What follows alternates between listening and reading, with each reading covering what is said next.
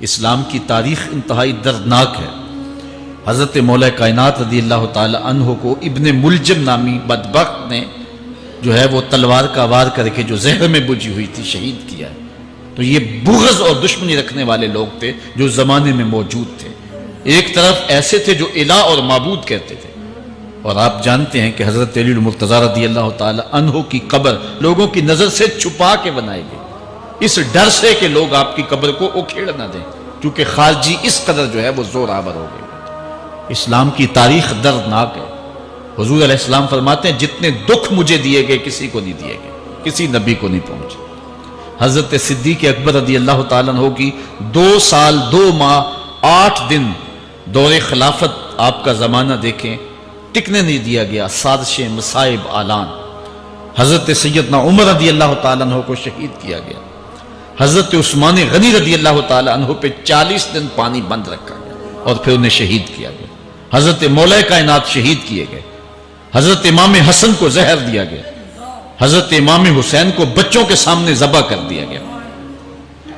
حضرت امام اعظم ابو حنیفہ کی وفات جیل میں ہوئی ہے۔ امام احمد بن حنبل کے بدن پہ اتنے کوڑوں کے نشان تھے کہ جب قمیض اٹھاتے تھے تو ہر جگہ کوڑوں کے نشان ہی نظر آتے۔ امام مالک کو مدینے کی گلیوں میں گدھے کے اوپر بٹھا کے کالا منہ کر کے وقت کے حاکم نے پھرایا۔ حضرت مجدد الفسانی علیہ رحمہ کو گوالیار کے قلعے میں جو ہے وہ قید کیا گیا۔ علامہ فضل حق خیر آبادی کو جزیرہ انڈمان کالے پانیوں کی سزا دی گئی۔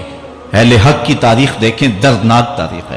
آج بھی کابل میں، کندھار میں، قلعہ جنگی میں، دشت لیلہ میں، تورا بورا میں، تکریت میں، موصل میں، بغداد میں، کشمیر میں، غزہ میں، یہاں برما میں دیکھو کون سی قیامت نہیں توڑی جا رہی ہے۔ ہمارے ساتھ ماضی دیکھیں تو ہمیں بغداد کی وہ دردناک کہانی سامنے آتی ہے جب انسانی کھوپڑیوں کا مینار تعمیر کیا جا رہا ہے اور منگول سردار نے اپنی فوج کو حکم دیا تھا کہ جو کسی مسلمان کا سر نہیں لائے گا اس کا سر کاٹ کے اس مینار پہ لگائیں گے۔ پھر لوگ پیسے لے کے پھرتے تھے کہ مسلمان کا پتہ دے اور اس کی کھوپڑی کاٹی جائے۔ کچھ لوگ جان چھپانے کے لیے تہ خانوں میں گھس گئے، پھر دجلہ کا بند توڑا گیا، 1.25 لاکھ لاشیں ہم نے تہ خانوں سے نکالی تھی۔ اندلس کی تاریخ پڑھیں، ہمارے ساتھ جو قیامت توڑی گئی۔ مصر کے اندر 30,000 فاطمی کو شہید کیے گئے۔ غریب و سادہ و رنگی ہے داستان حرم، نہایت اس کی حسین اور ابتدا ہے اسماعیل۔ یہ اسلام کی تاریخی درد سے، خون سے بھری پڑی ہے۔ تو حضرت مولا کائنات سیدنا علی المرتضیٰ رضی اللہ تعالی عنہ کو اس وقت اگر خدا کہنے والے بدبخت تھے تو ان کو شہید کرنے والے اور اس ڈر سے کہ ان کی قبر کو کھیڑ نہ دیا جائے خارجی اتنے زور آور ہیں تو ان کو جو ہے وہ لوگوں کی نظروں سے چھپا کر کے جو ہے وہ رکھا گیا۔ اور ایک دور وہ بھی آیا کہ ممبروں پہ بیٹھ کے مولا علی کو گالیاں دی جاتی تھی۔ یہ تاریخ میں یہ دور بھی آیا، آپ پڑھیں تاریخ، بنو امیہ کیسا دور بھی دنیا نے دیکھا ہے۔ اسی لیے حضور نے فرمایا تھا من سب علی فقد سبنی، جس نے میرے علی کو گالی دی اس نے مجھے گالی دی۔ اور لوگوں نے ممبروں پہ بیٹھ کے باقاعدہ حکومت کی طرف سے یہ جو ہے وہ قانون تھا کہ تمہارا خطبہ مکمل نہیں ہوگا جب تک علی کو گالی نہیں دو گے۔ یہ لمحے بھی آئے جب اس دور میں دشمن علی موجود تھے، مبغضین موجود تھے اور افراط محبت میں رکھنے والے موجود تھے۔ تو یہ دور تو اسلام کا حضور کے دور سے 1400 سال پیچھے ہے، تو یہاں بغض رکھنے والے بھی موجود ہیں۔ اس عنوان کے ساتھ اگر عنوان چھیڑوں تو یہ لمبی گفتگو ہو جائے گی، یہ میرا موضوع نہیں ہے، لیکن اتنی بات میں کہوں گا، اللہ کا شکر ادا کرو، اللہ نے تجھے اہل بیت کے در کا بھی غلام بنایا ہے اور صحابہ کا بھی غلام بنایا ہے۔ کچھ لوگ صحابہ کا نام لے کے اہل بیت کو برا کہتے ہیں، کچھ اہل بیت کا نام لے کے صحابہ کے خلاف بکواس کرتے ہیں۔ ہمارے بزرگ فرمایا کرتے تھے صحابہ نبی کے در والے ہیں، اہل بیت نبی کے گھر والے ہیں۔ ہم کہتے ہیں گھر والوں تجھے بھی ہمارا سلام، در والوں تجھے بھی ہمارا سلام۔ ہم در والوں کو بھی سلام کرتے ہیں، گھر والوں کو بھی سلام کرتے ہیں۔ کسی نے حضور خطیب الاسلام سے پوچھا تھا کہ حضرت عائشہ افضل ہیں یا حضرت فاطمہ افضل ہیں؟ پوچھنے والے نے تو صاحبزادہ کو پھنسانا چاہا تھا، لیکن جن کے عقیدے صاف وہ پھنستے نہیں ہیں، ان کے عقیدے واضح ہوتے ہیں۔ تو حضرت صاحبزادہ نے فرمایا کہ میاں اگر دیکھو بیٹی ہونے کی حیثیت سے تو فاطمہ بیٹی ہے نبی کی اور عائشہ بیٹی ہے ابو بکر کی، अबू बकर की बेटी नबी की बेटी से अफजल तो नहीं हो सकती। और अगर देखो बीवी होने की हैसियत से, फातिमा बीवी है अली की और आयशा बीवी है नबी की। अली की बीवी नबी की बीवी से अफजल तो नहीं हो सकती। तो ये अपने अकीदे को वाज़ेह कर दिया। अल्लाह आपको सलामत रखे और हक की राहों का मुसाफिर रखे। आज का उन्वान है हज़रत मौला कायनात के अक़वाल हिकमत, उनकी ज़िंदगी का निचोड़। अल्लाह ने बसीरत का जो नूर और जो है वो दानिश और फ़हम इदराक के जो उजाले मौला कायनात को दिए थे, वो उन्हीं का मकसूद है। एक एक बात से नूर निकलता है और अल्लाह कुरान में फरमाता है जिसको हिकमत अता कर दी गई उसको खैर कसीर अता कर दिया गया। हिकमत वो उस बात को कहते हैं कि जिसको लोग नकल करें और जिससे फ़ायदा हासिल हो।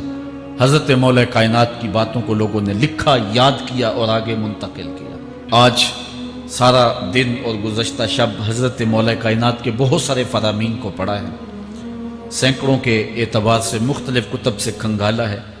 और जिस तरह वो एक मक्खी शहद निचोड़ती है, एक एक फूल पे बैठ करके रस तैयार करती है, एक शहद आपके लिए तैयार किया है और आज की मजलिस में आपकी नज़र करना चाह रहा हूँ।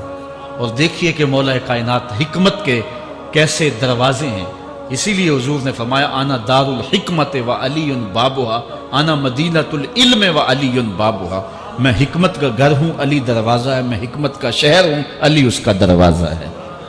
तो शरीफ लोग शहर में दरवाजे के रास्ते ही जाया करते हैं। दीवारें फलांग करके जाना शरीफ लोगों का शेवा नहीं होता है।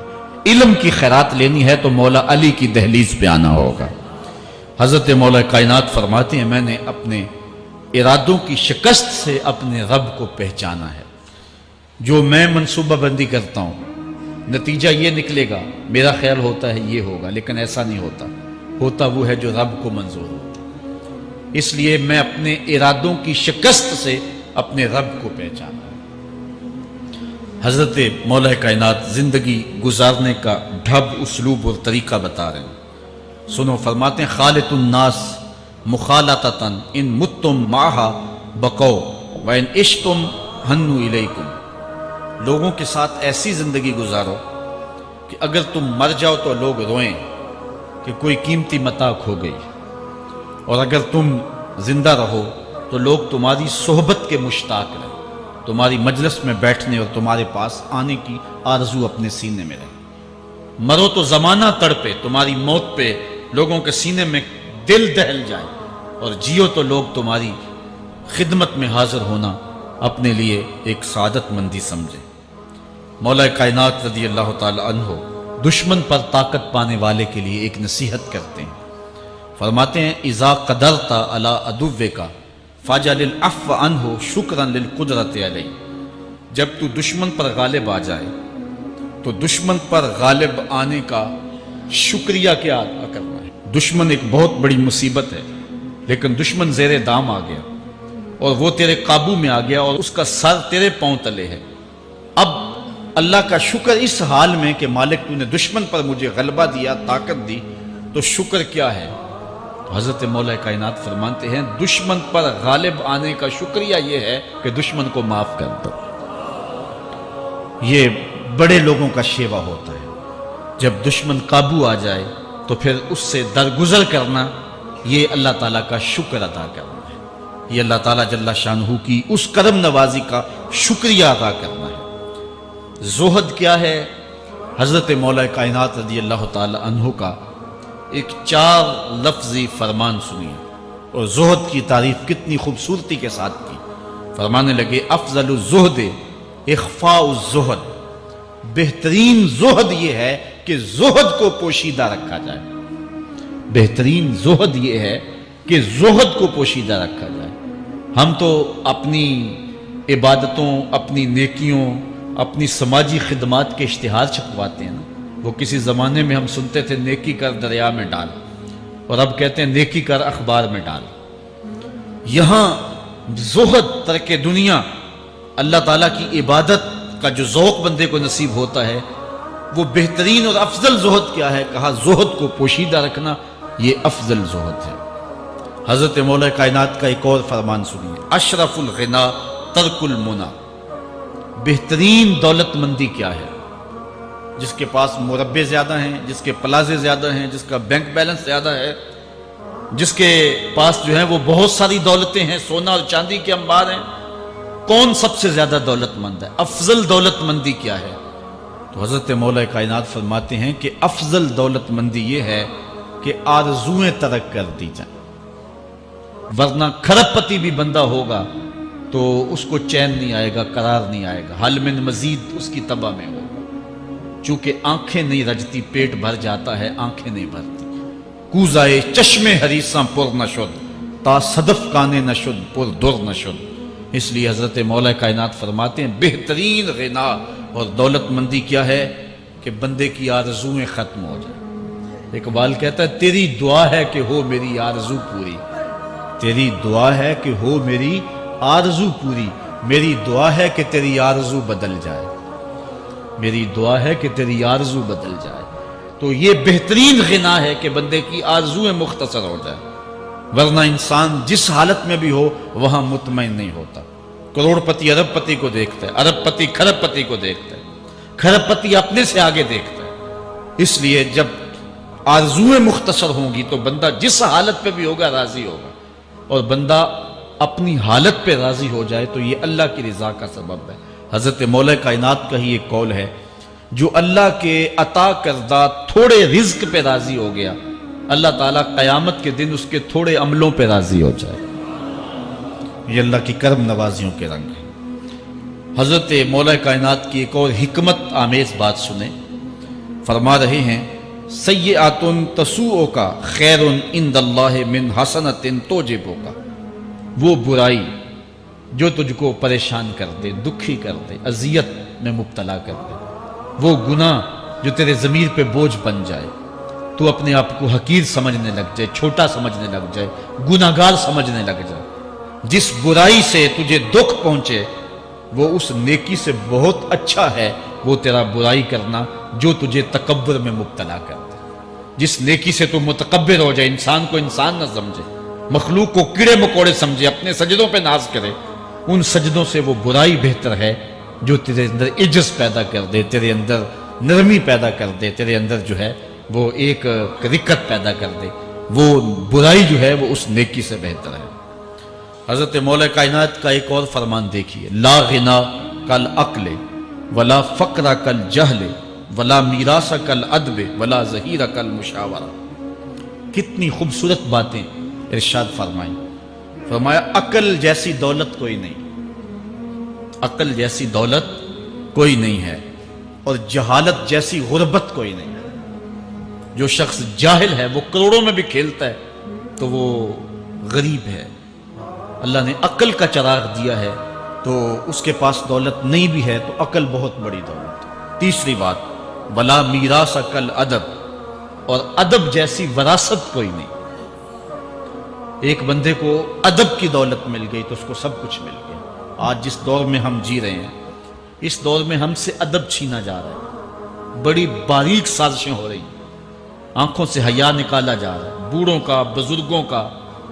یہ ماہ رمضان کا کتنا حیا ہوا کرتا تھا، اگر کوئی بدقسمتی سے روزہ نہیں رکھتا تھا تو وہ سامنے کبھی کھاتا ہی نہیں تھا، اسے رمضان کا حیا مارتا تھا۔ لیکن آج لوگ کھلے بندوں نہیں کھا رہے، حیا ہی اڑ گیا آنکھوں سے۔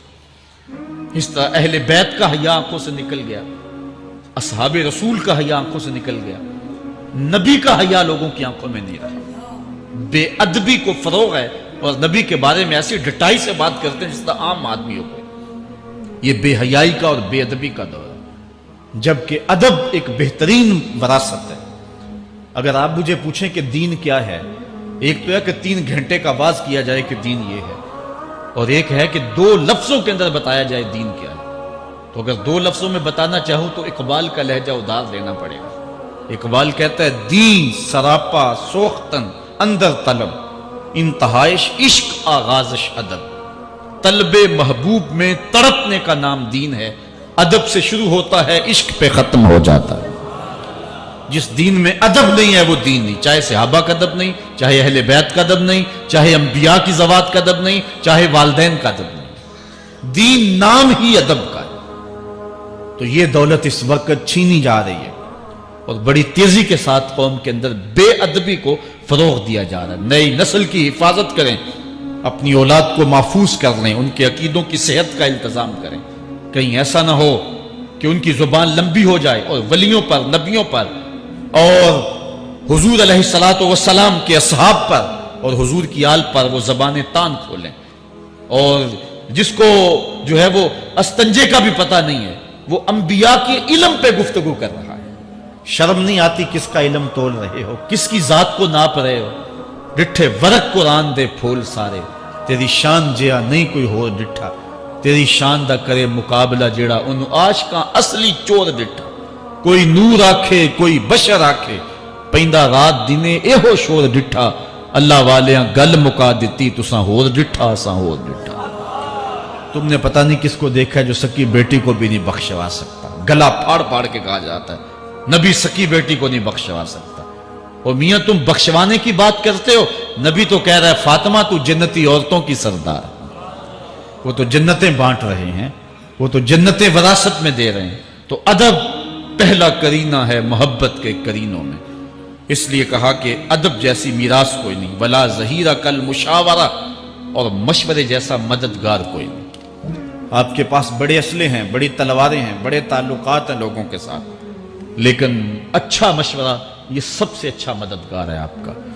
حضرت مولا کائنات کا ایک اور قول سنیے، نفس المرء خطاہ الی اجلہ. آپ فرماتے ہیں کہ آدمی کی یہ جو سانسیں نکل رہی ہیں یہ موت کی طرف اٹھتے ہوئے قدم ہے. دوسری سانس تب آتی ہے جب پہلی ختم ہو جاتی. تو پہلی سانس کی موت، دوسری سانس کی زندگی. وہ کیا کسی نے کہا زندگی نام ہے مر مر کے جیے جانے کا. یہ ایک بار ہم ایک سانس کو کاٹتے ہیں تو دوسری سانس آتی ہے. جب تک پہلی سانس موجود ہے دوسری نہیں آئے گی. تو حضرت مولا کائنات فرماتے ہیں یہ موت کی طرف اٹھتے ہوئے قدم ہے. آپ رکے ہوں اشارے پہ تو ہمارے یہ پنڈی بائی پاس پہ جو اشارے لگے ہیں یہ 125 سے بھی چلتے ہیں، 125 سے پیچھے آ رہے ہیں، 20 سے 25 سے 50 سے 100 سے 125 سے پیچھے آ رہے ہیں. حضرت مولا کائنات فرماتے ہیں جو چیز شمار کی جاتی ہو وہ بالآخر ختم ہو جاتی. تو گنتی جب الٹی چلتی ہے تو بہت جلد کام زیرو پہ آ جاتا ہے، اور زیرو پہ پہنچنا ہی موت ہے. تو زندگی کی یہ سانسیں یہ الٹی چل رہی ہیں، اور میں اور آپ لمحہ لمحہ موت کے قریب ہو رہے ہیں. ہم جو ہے وہ اپنی زندگی کی سالگرہ منا رہے ہیں. ہم کہتے ہیں کہ ہم اتنے بڑے ہو گئے. میاں بڑے نہیں ہوئے، چھوٹے ہو گئے. موت بالکل قریب آ گئی. اللہ اکبر. حضرت مولا کائنات معیشت کے اصول بھی بیان کر رہے ہیں. ما اعلی من اقتصد، جو میانہ روی سے چلتا ہے کبھی بھی کنگال نہیں ہوتا. اب ہر شخص کی آرزو ہے کہ میری دولت بڑھ جائے، میرے پاس پیسے کافی ہوں، میں آسودہ زندگی گزاروں. اس کا طریقہ کیا ہے؟ جھوٹی قسمیں، چالاکی، 2 نمبر مال بیچنا، ٹیکس چوری کرنا، بجلی چوری کرنا، گیس چوری کرنا. کیا طریقہ ہے پیسے بچانے کا؟ مولا کائنات سے پوچھیں، مولا علی سے پوچھیں. مولا علی فرماتے ہیں استنزل الرزق بالصدقہ، صدقہ دیتے جاؤ رزق بڑھتا چلا جائے گا. جو کماتے جاؤ اس میں کچھ حصہ رکھ لو اللہ کی راہ میں، صدقہ دیتے جاؤ گے تمہارا رزق بڑھتا چلا جائے گا. اچھا حضرت مولا کائنات کا ایک اور قول دیکھیے اور اس کا حسن دیکھیے. من ظن بک خیرا فصدق ظنہ، جو تیرے بارے میں اچھا گمان کرے تو اس کے گمان کو سچائی کر دے. تو وہ نہیں ہے جو کوئی تیرے بارے میں گمان کر رہا ہے. لوگ تجھے اچھا سمجھتے، تو اچھا نہیں ہے، تو تو اچھا بن جا تاکہ لوگوں کا گمان ٹھیک ہو جائے. اعلی حضرت عظیم البرکت امام احمد رضا خان فاضل بریلوی علیہ رحمہ، آپ کے بارے میں لوگوں کا گمان تھا کہ حافظ قرآن ہے. آپ حافظ نہیں تھے، تو آپ کے بارے میں یہ گمان پیدا ہو گیا کہ یہ حافظ ہے. تو رمضان کا موسم آیا تو کسی نے کہا حضرت اس مرتبہ آپ ہی سنا دیں. تو اعلیٰ حضرت نے سوچا یہ میرے بارے میں اچھا گمان کرتے ہیں، چلو حافظ بانی جاتے ہیں. اعلیٰ حضرت نے قرآن 1 مہینے میں حفظ کیا. دن کو پڑھتے تھے، شام کو سنا دیتے تھے کہ جو لوگوں کا گمان ہے میں اس کے مطابق ہی ہو جاؤں. اچھا گمان کی کہانی سنیے. صحیح حدیث میں آتا ہے اور حدیث قدسی ہے، رب کہتا ہے میرا بندہ میرے بارے جو گمان کرتا ہے میں ایسے ہی ملوں گا. اس لیے اپنے رب کے بارے میں اچھا گمان کرنا چاہیے کہ ہمارا رب ہمیں معاف کر دے گا اور ہمارے گناہوں سے درگزر فرمائے گا۔ حضرت مولا کائنات کا ایک اور حکمت آمیز جملہ سماعت کیجئے، من عظم صغار المصائب ابتلاہ اللہ بکبارہا۔ چھوٹی سی مصیبت آ جائے جو بندہ وابیلا شروع کر دے، مصیبت آ گئی، چھوٹی سی بیماری آئے تو شور کرے، چھوٹی سی مصیبت آئے تو شور کرے، اللہ اس کو پھر بڑی مصیبت میں مبتلا کر دیتا۔ جہاں ضرورت نہیں ہے وہاں اظہار کی کیا ضرورت؟ بیماری ہے تو ڈاکٹر کو بتاؤ، بندے کو بتانے کا کیا فائدہ؟ ہمارے ایک دوست ہیں کہ وہ کہتے ہیں کہ پہلے اگر کسی سے پوچھتے تھے نا کہ کیا حال ہے تو وہ کہتا تھا شکر ہے، اور آج کسی سے پوچھے تو وہ کہتا ہے شوگر ہے۔ یعنی اللہ تعالیٰ جل شانہ نے اگر تمہیں کسی ابتلا میں مبتلا کر دیا ہے تو اس کا شور، اس کا واویلا نہ کرو۔ جو چھوٹی مصیبت پر واویلا کرے گا اللہ پھر اس کو بڑی مصیبت میں مبتلا کر دے گا۔ حضرت مولا کائنات کا ایک اور حکمت آمیز جملہ سماعت کیجئے، آپ فرماتے ہیں زندگی گزارنے کا گر اور طریقہ، فرماتے ہیں عظم الخالق عندک یصغر المخلوق فی عینک۔ اگر تیری نظر میں خالق بڑا ہوگا تو پھر مخلوق چھوٹی ہو جائے۔ اگر اللہ کی عظمت کا تجھے لحاظ ہے کہ وہ بہت عظیم ہے تو پھر مخلوق کی پرواہ نہیں ہوگی۔ حضرت مولا کائنات رضی اللہ تعالیٰ عنہ فرماتے ہیں کہ ایک باندی کے ہاتھ کے اندر خنزیر کی انتڑیاں ہوں، میں دنیا کو اتنی نظر سے بھی نہیں دیکھتا۔ تو یہ انسان اللہ کی عظمتوں کا اور اللہ کی شانوں کا جب لحاظ اسے ہوتا ہے تو پھر دنیا اس کی نظر میں جو ہے وہ کوئی قدر و قیمت نہیں رکھتی۔ ایک روایت میں آتا ہے جس کو اللہ نے قرآن دیا اور اس نے دنیا داروں کو دیکھا رشک کی نظر سے کہ ان کو دولت دی گئی، ان کو فلاں دیا گیا، میں تو بہت پیچھے رہ گیا۔ قد حقر ما آتاہ اللہ، اس نے اللہ کی عطا کو حقیر جانا۔ وہ میاں انہیں دولت دی گئی ہے، رب نے تجھے اپنا قرآن عطا کیا، تو پھر جو ہے وہ تو حقیر تو نہیں ہے، تجھے تو اعلیٰ چیز عطا کر دی گئی ہے۔ تو جس نے اللہ کی عظمت اور خالق کی عظمت کا اقرار کیا پھر مخلوق اس کی نظر میں کوئی حیثیت نہیں رکھتی ہے۔ کن فی الفتنۃ کابن اللبون لا زہر فیرکب ولا درع فیحلب۔ جب فتنے دنیا پہ پھیل جائیں تو مولا کائنات نصیحت کرتے ہیں پھر زندگی کیسے گزارنی۔ یہ دور بھی فتنوں کا دور ہے۔ حضرت مولا کائنات فرماتے ہیں جب فتنے معاشرے میں پھیل جائیں تو پھر اونٹ کے 2 سالہ بچے کی طرح ہو جائے کہ اگر لوگ اس پہ سواری کرنا چاہیں تو وہ سواری کے قابل نہ ہو، اور لوگ اگر اس کا دودھ دونا چاہیں تو وہ دودھ نہ دے، یعنی وہ فتنے کو کسی طرح سے بھی تقویت نہ دے، اس طرح کا ہو جائے جس طرح اونٹنی کا 2 سال کا بچہ ہوتا ہے۔ حضرت مولا کائنات فرماتے ہیں من حاسب نفسہ رابحا ومن غفل عنہا خاسرا ومن خاف آمنا ومن اعتبر ابصر ومن ابصر فہم ومن فہم عالم۔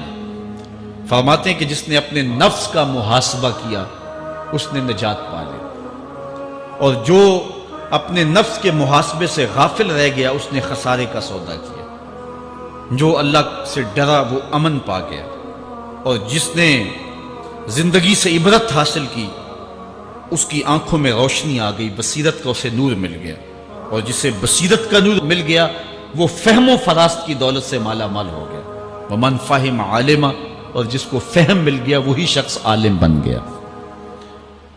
مختلف سیغے یاد کرنے سے عالم نہیں بنتا، فہم و فراست کا نور اگر مل جائے تو یہ ہے علم کا جمال، آخرت کی فکر رکھنے والا عالم ہے۔ بلکہ مولا کائنات فرماتے ہیں العلم و علمان مطبوع و مسموع۔ علم 2 علم ہے، ایک وہ ہے جو من میں راسخ ہو اور ایک وہ ہے جو کانوں تک رہتا۔ فرماتے ہیں ولا ينفع المسموع اذا لم يكن المتبوع۔ جو سنا ہوا علم نفع نہیں دیتا جب تک وہ من میں اتر نہ جائے اور باطن کے اندر روشنی نہ کر دے۔ حضرت مولا کائنات کی ایک اور نصیحت ذرا غور سے سنیے، فرمایا تمہارے سامنے نیکوکار اور بدکار برابر نہ ہو، کہ نیک بھی جو ہے وہ اسی انداز میں ہو اور برا بھی، اس کا سلوک بھی تمہارا ایک جیسا ہی ہو۔ ایسا کرنے سے نیکوں کی ہمت پست ہو جائے گی اور خطاکار اور بھی شوخ ہو جائیں گے۔ ہر آدمی کو وہ مقام دینا چاہیے جس کا وہ اپنے عمل کے اعتبار سے مستحق ہے۔ اصل خرابی ہوئی تب ہے ہمارے آراس میں، ہماری محافل نعت میں، ہماری مجالس میں وہ لوگ مہمان خصوصی بنے جن کے پاس دولت زیادہ تھی، چاہے کردار کے لحاظ سے وہ کتنے ہی پست کیوں نہ ہو، اور جن کے پاس دولت نہیں ہے چاہے وہ کردار کے اعتبار سے جتنے مرضی بلند کیوں نہیں ہے، انہیں عزت کی مسند پہ نہیں بٹھایا گیا۔ میں نے اپنی ان آنکھوں سے گجرانوالہ کے ایک اسٹیج پہ دیکھا کہ ایک محفل نعت تھی اور ایک بوڑھا شخص سفید ریش، وہ اسٹیج پہ شوق میں کہ میں نعت خانوں کو قریب سے دیکھوں، وہ آ کے بیٹھ گیا اور منتظمین نے جو ہے وہ سیکورٹی کو حکم دیا اس بابے کو اٹھاؤ اور اس کو جو ہے وہ نیچے کرو۔ یعنی لوگوں کی قدر و منزلت ان کے دولت کے قد کے مطابق کی جاتی، جو کل شراب خانے میں مہمان خصوصی تھا آج وہ محفل نعت میں مہمان خصوصی ہے۔ جو جتنا بڑا ڈاکو ہے اتنا ہی بڑا جو ہے وہ عزت پاتا ہے۔ کیوں؟ دین میں تو عزت ان کو ہونی چاہیے جو دیندار، ان اکرمکم عند اللہ اتقاکم، جو سب سے زیادہ متقی ہوگا اللہ کے نزدیک وہی عزت والا ہوگا۔ تو ایک بندے کو دنیا میں بھی عزت ہے اور مصلی اور محراب اور جو ہے وہ عرس اور پیر خانے میں بھی اس کو عزت ہے، تو پھر یہ حوصلہ شکنی ہے تقوی والوں کی۔ حضرت مولا کائنات فرماتے ہیں اور خطا کار اور بھی شوق ہو جائے گا۔ بلکہ ہم نے جو انداز اختیار کیا ہوا ہے، ایک شعر پڑھتے ہیں ہمارے نعت خاں کہ چلو دربار نبی میں چلیں، کھوٹے سکے بھی جہاں پہ چلتے ہیں، اور پھر جو ہے وہ سارے لوگ نوٹ پھینک رہے ہوتے ہیں، شرابی بھی نوٹ پھینک رہا ہے، جوا کھیلنے والا بھی پھینک رہا ہے، جس نے رشوت سے پیسے کمائے وہ بھی پھینک رہے ہیں اور خوش ہو رہے ہیں کہ کھوٹے سکے بھی وہاں چلتے ہیں۔ جبکہ ان اللہ طیب ولا یقبل الا الطیب، حدیث میں آتا ہے اللہ فرماتا ہے کہ اللہ طیب ہے اور پاکیزہ کے علاوہ قبول ہی نہیں کرتا۔ من غش فلیس منا، جو ملاوٹ کرے وہ ہم سے نہیں ہے۔ اور یہاں کھوٹے سکے بھی چلائے جا رہے ہیں، اور پھر جتنے بھی کھوٹے سکے ہیں وہ نوٹ پھینک رہے اور ایسے ایسے پھینک رہے اور خوش ہو رہے ہیں کہ یہ تو کچھ بھی نہیں ہے، حرام سے کمائے حلال طریقے سے کمائے جس طریقے سے کمائے کوئی فرق نہیں پڑتا۔